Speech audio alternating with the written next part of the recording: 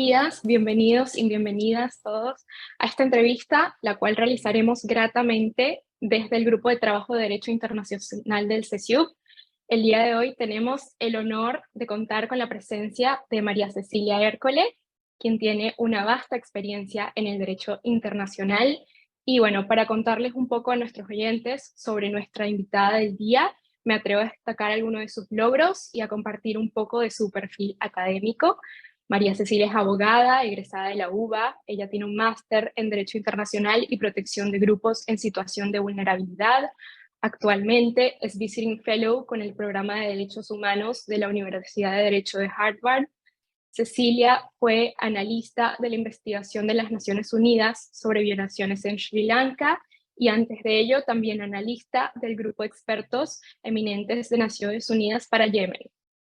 Entre todos estos hitos y muchos más, tenemos pues el agrado de poder llevar a cabo esta entrevista el día de hoy. Y bueno, agradecerte, Cecilia, principalmente por parte de la Universidad de Belgrano, desde el CESIUB, por tu tiempo y disponibilidad.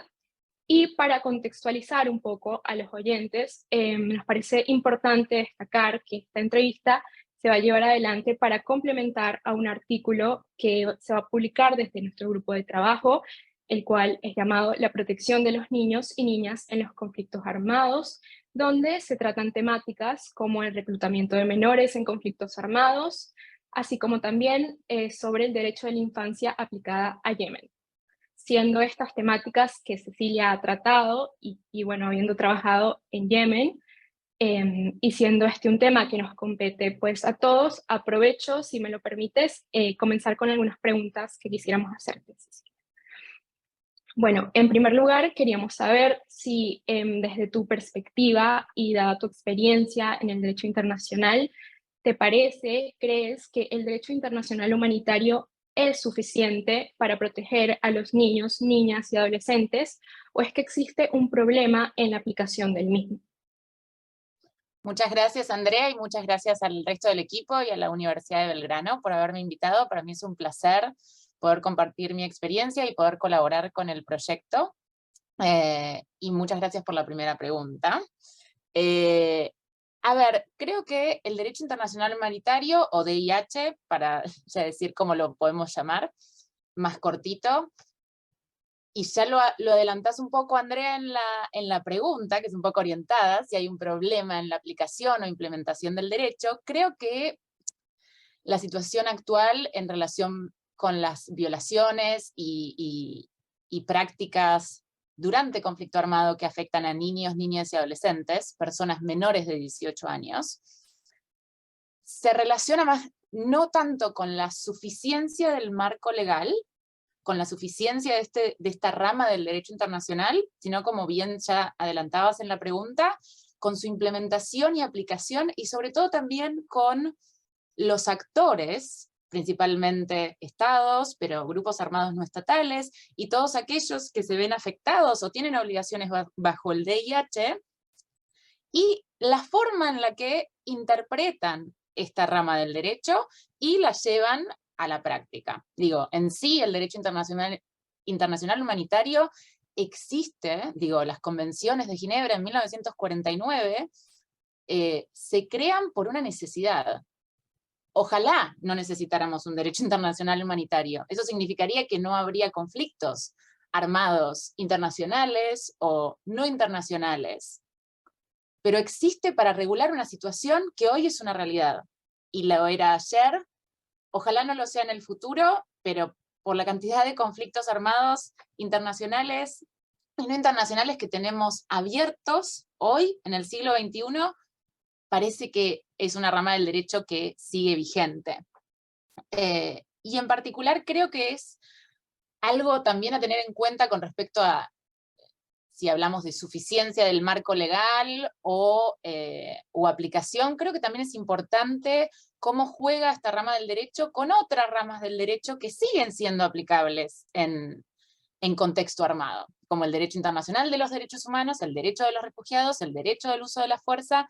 Creo que muchas veces aquellos actores como estados o grupos armados no estatales, quienes tienen obligaciones bajo el derecho internacional humanitario y otras ramas, creo que juegan un poco ahí, de una manera quizás no explícita, no es que salen en las noticias diciendo, estamos ahora jugando con la aplicación de las diferentes ramas, no, pero juegan un poco con eso a su favor, y en realidad, digamos, en mi opinión particular, como abogada de derecho internacional, como abogada de derechos humanos, creo que la aplicación de este derecho siempre tiene que ser en favor de una mayor protección de los civiles y en favor de una mayor protección de grupos que se encuentran en una situación de mayor vulnerabilidad, como los niños, niñas y adolescentes, y mayormente en época de conflicto, en contexto de conflicto armado.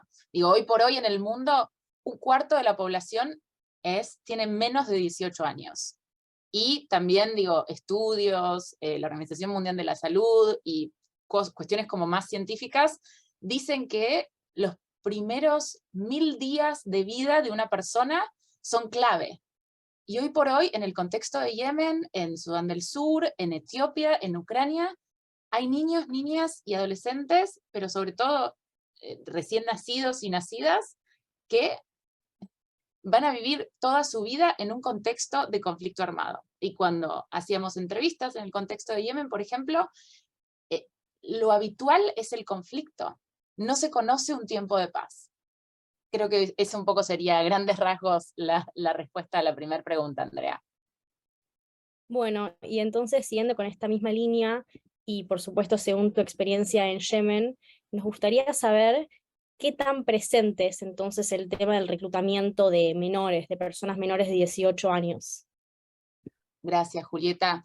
Es una excelente pregunta, y la realidad es que tanto en Yemen como en otros contextos, pero abocándonos a Yemen, como ustedes bien saben, también por los informes del Grupo de Expertos de Naciones Unidas para Yemen, la práctica de reclutamiento forzado y voluntario de niños y niñas en Yemen es una realidad.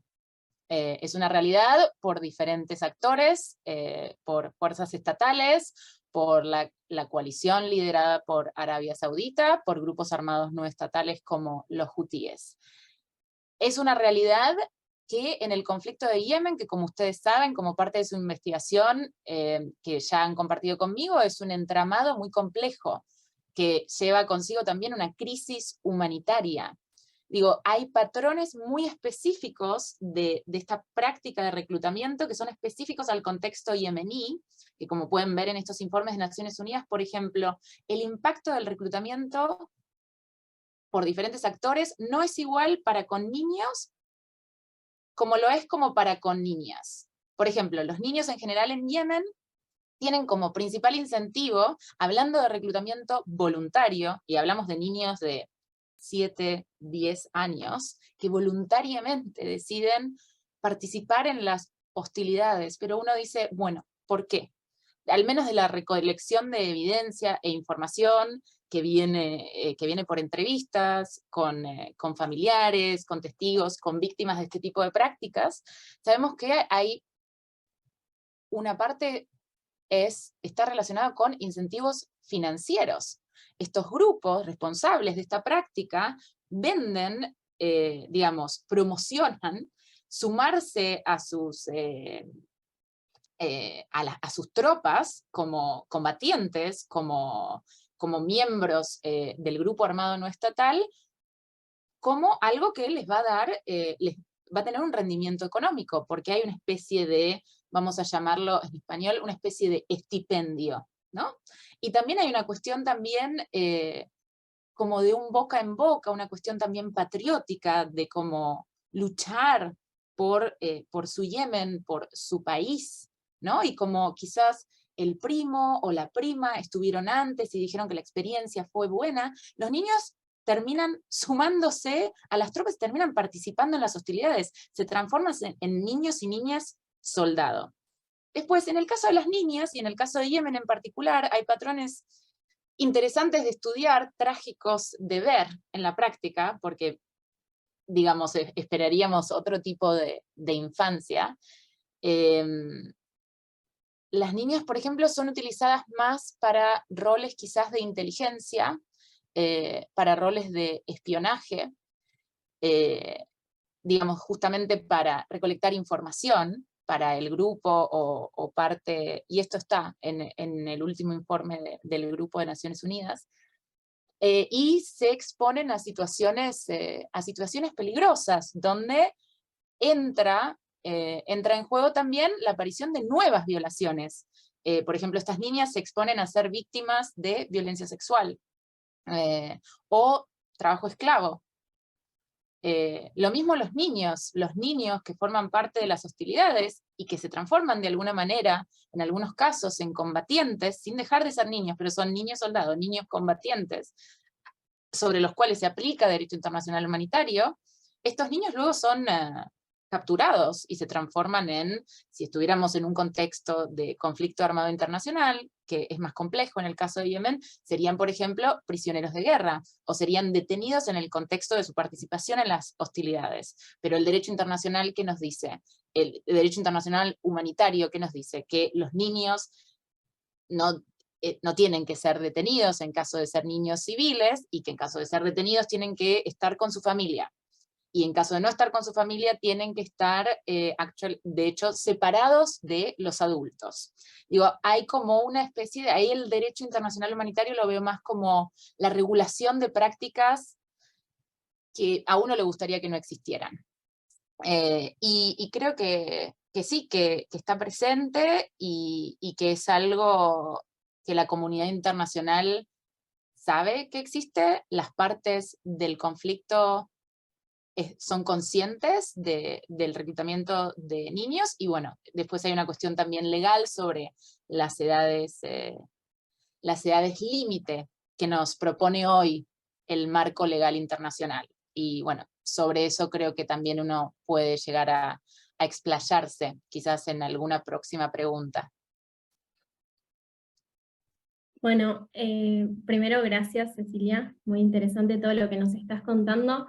Y yo quería volver un poquito tal vez más relacionada a la primera pregunta, pero a la vez mirando un poco hacia adelante, hacia el futuro, ¿qué se podría hacer para lograr tal vez un mayor cumplimiento de estas normativas internacionales que, como decís, están vigentes en el derecho y que de hecho Yemen adhiere? Entonces tal vez desde tu perspectiva y tu experiencia, ¿qué se podría hacer a futuro para lograr tal vez un mayor cumplimiento de estas normas? Tal vez desde Naciones Unidas o mismo desde Yemen, ¿qué ves vos que puede ser posible hacer a futuro? Y gracias de nuevo. No, gracias Camila, no, un placer. Creo que es una excelente pregunta, ¿no? Digo, no quedarnos solamente quizás en la cuestión actual o en la crítica de un marco legal existente, sino que en ver qué se puede hacer a futuro, qué se puede hacer como abogados o como especialistas en relaciones internacionales, cómo uno puede hacer cabildeo para que esto cambie, acciones concretas.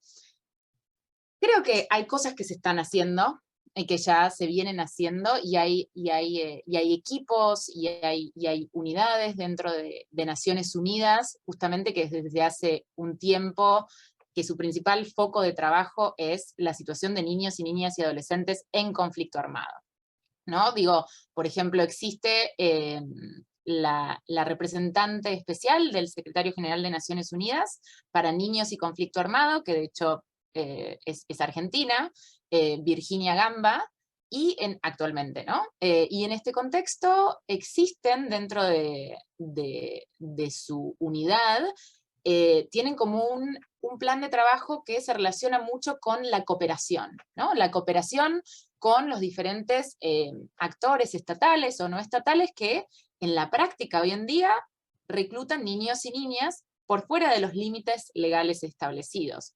Y, de hecho, existen informes de esta unidad de la representante especial del secretario general, donde se hace un listado de estas partes estatales como no estatales, realmente diciendo frente a la comunidad internacional, ustedes están haciendo esto, X e Y, y esto está prohibido bajo derecho internacional. Estas son las cifras que nosotros pudimos recolectar.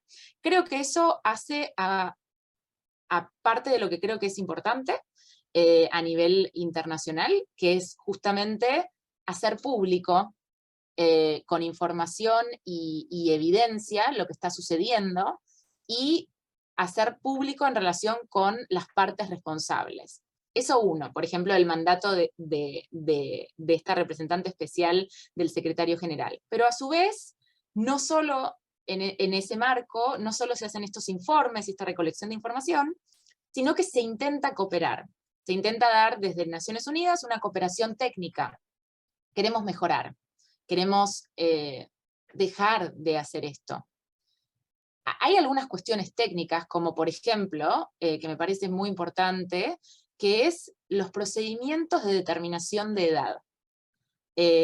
Porque hay algunos grupos armados no estatales, por ejemplo, que han dicho públicamente en contextos de conflicto en África francófona, sin nombrar y señalar con el dedo países en particular, diciendo, nosotros no, para nosotros todas estas personas son niños y niñas. Perdón, no son niños y niñas, porque mira cómo lucen. Y justamente en lo que es derecho, digo, y en las regulaciones internas de los países y a nivel nacional, y a nivel científico hay procedimientos para determinar la edad de una persona. No es algo que se hace al tuntún, digo, no es algo que es una cuestión de apariencia. Y para eso, estas cuestiones técnicas, si uno va a exigirle a un grupo armado, quizás no estatal, quizás no es su principal prioridad cuando están en terreno participando de las hostilidades. Pero, y ahora voy a nombrar otro actor que me parece interesante porque es el único en su especie, existe una organización que tiene base en Ginebra que se llama Geneva Call, o Llamado de Ginebra, que su especialización es hacer acuerdos específicamente con grupos armados no estatales para incentivarlos a cumplir con derecho internacional humanitario. Y esta organización, que es la única que hace esto de esta manera, en inglés se llama Deeds of Commitment, lo hacen con foco, uno de sus principales focos es el reclutamiento de niños y niñas. O sea, cumplir las obligaciones bajo el derecho internacional humanitario y derechos humanos en relación con el reclutamiento de niños y niñas. Y a su vez lo hacen conjuntamente con la provisión de capacitación, de trainings y de concientización de estos grupos armados no estatales. Y del lado, por ejemplo, de Naciones Unidas y sus diferentes agencias, esa es la forma en la que yo creo que uno podría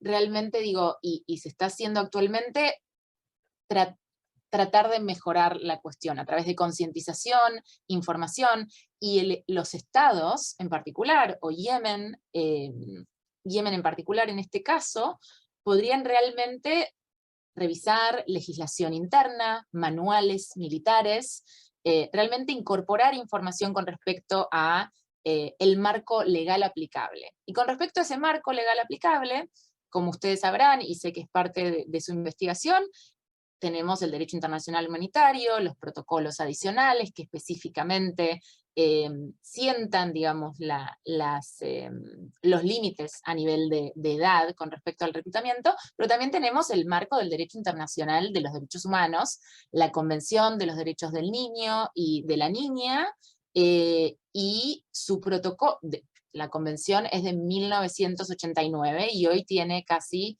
ratificación universal por 196 estados. El único estado que no ha ratificado la convención es el estado en el que estoy residiendo actualmente, que son los Estados Unidos de América. No vamos a entrar a discutir eso porque me parece que nos iríamos por las ramas. Y esta convención, ¿qué es lo que sucedió? El derecho se mueve, el derecho tiene un desarrollo progresivo. En el 2000 se adoptó el protocolo facultativo de esta convención para regular situaciones de participación, de asociación y participación de niños y niñas en conflicto armado, que también precisa una ratificación por separado por parte de los estados. Y este protocolo facultativo, lo interesante es que también sienta obligaciones para grupos armados no estatales y se sientan cuestiones legales sobre las edades mínimas. Y se juega mucho entre 15 años y 18 años. Mi opinión y mi propuesta para la comunidad internacional y para ustedes es que me parece que lo que se puede hacer a nivel de marco legal, y que es algo que está en debate a nivel humanitario, encabezado también por el CICR, el Comité Internacional de la Cruz Roja, es pujar para que este marco legal internacional eventualmente se modifique y la edad mínima para reclutamiento sea obligatorio, forzoso, voluntario, etcétera, sea 18 años. Y esto es algo que está en el debate internacional hace mucho tiempo, al menos para que en el marco legal exista ese límite que no permite, sino, digo, jugar con estos procesos de determinación de edad, con la apariencia, etcétera. Y eso es un poco la respuesta. Perdón por quizás me extendí demasiado. No, muchas gracias, Cecilia, por la respuesta. También nos gustaría preguntarte un poco sobre la desvinculación de los niños, niñas y adolescentes de estos grupos armados. ¿Qué tan fácil y qué tan efectiva resulta la reinserción, ¿no?, de los niños y niñas mediante los programas de desarme, desmovilización y reintegración de los mismos? Gracias, Andrea. Me parece que es una excelente pregunta porque se relaciona mucho con la prevención, de alguna manera. Me parece que trabajar con niños y niñas soldado y en su rehabilitación y reintegración a la sociedad, luego de una experiencia que es traumática, y como decía al principio, considerando que son personas menores de 18 años y ya han participado en combate, o han sido víctimas de violencia sexual, o de trabajo esclavo, o de esclavitud sexual, es uno de los principales puntos para que ese trauma no sea transmitido de manera intergeneracional. Digo, he trabajado mucho hace bastantes años también con la ONU, con sociedad civil y programas donde se intenta dar asistencia de todo tipo a víctimas de tortura. Y recuerdo muy vivamente cuando organizamos una actividad de capacitación para profesionales, y en el panel había una psiquiatra francesa y un psiquiatra chileno que nos mostraron imágenes de dos cerebros infantiles de un niño y una niña. Uno era de un niño que había sido desarrollado en una infancia en un lugar fuera de conflicto, con una familia nuclear, etc. Y el otro había sido un niño que había nacido en un contexto de conflicto.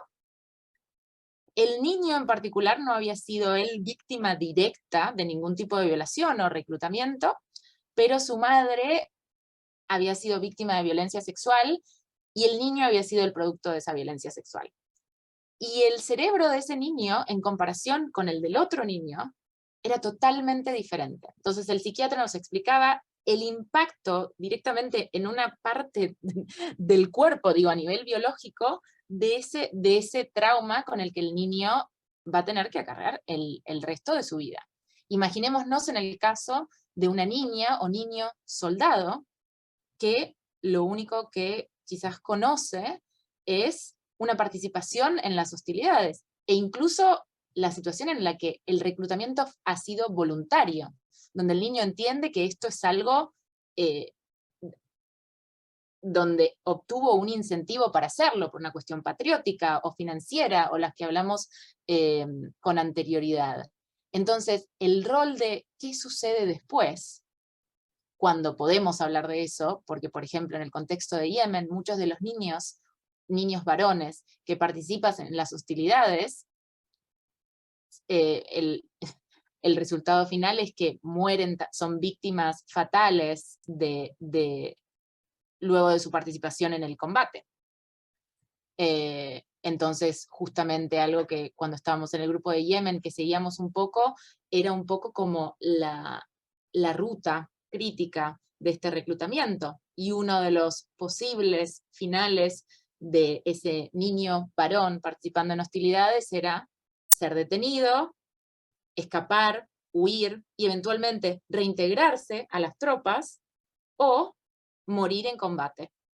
Entonces, en los casos que, como ven, podrían ser reducidos, en los que se puede proveer una rehabilitación, una reintegración dentro de dentro de estas plataformas de movilización y desarme, estaríamos ya hablando cuando el conflicto ha acabado, en primer lugar. Que en el caso de Yemen, desafortunadamente es un conflicto que hoy por hoy sigue vigente. Bastante vigente, más allá de que la visibilidad en los medios de comunicación y sobre todo en Latinoamérica es muy limitada. Lo digo por experiencia personal de comentarle a mis familiares y amigos y amigas que estoy trabajando en el contexto de Yemen y hay muy poca información, ¿no?, sobre este contexto, pero eso es otro tipo de discusión. Entonces me parece que es vital la provisión de asistencia a estos niños porque existe un efecto, o sea, poder recibir esa asistencia va a hacer que de alguna forma se mitigue este traspaso de trauma intergeneracional, poder realizar actividades para que estos niños que quizás nunca accedieron a ningún tipo de sistema educativo, puedan de alguna forma integrarse a un sistema educativo que es algo nuevo para ellos. Nosotros tuvimos la suerte de poder ir a jardín de infantes, preescolar, primaria, secundario, incluso tener una educación de posgrado. Estos niños ni siquiera pudieron acceder, o sea, no saben lo que significa el concepto escuela. Y quizás también lo rechacen. Entonces se pueden crear actividades para que ellos puedan generar sus propios ingresos, su propio crédito. Y también hay una cuestión de estos niños siguen estando en ese país que fue machacado por un conflicto. ¿Cómo está ese país? ¿Dónde se van a reintegrar? Quizás no hay empleo, quizás no hay, necesidades mínimas, derechos económicos, sociales y culturales. Quizás todavía el país está yendo por esa transición donde se está reconstruyendo. ¿Cómo dárselo en ese mismo país? Creo que un ejemplo interesante para que vean también, quizás a nivel comparativo, creo que son el tema de los ex niños y niñas soldado en Uganda, y la rehabilitación posterior, que el día de hoy se sigue haciendo con esos niños y niñas que hoy son adultos, claramente. Pero sí, concluyendo la respuesta un poco, creo que es vital que la comunidad internacional y los estados entiendan la necesidad de invertir en las víctimas, porque muchas veces el dinero, las donaciones, como saben, Naciones Unidas y organizaciones no gubernamentales, ONGs, necesitan fondos de algún lado y muchas veces vienen de países que dan esos fondos, y hay como una tendencia, a nivel personal, es mi opinión, ¿no?, una tendencia a querer poner todos los fondos en la prevención, que es muy importante, o sea, alerta temprana, etcétera. Pero ¿qué hacemos con las víctimas? ¿Qué hacemos con las víctimas? Y con la descendencia de estas víctimas, que también van a sufrir de alguna manera lo que sufrieron sus padres, madres.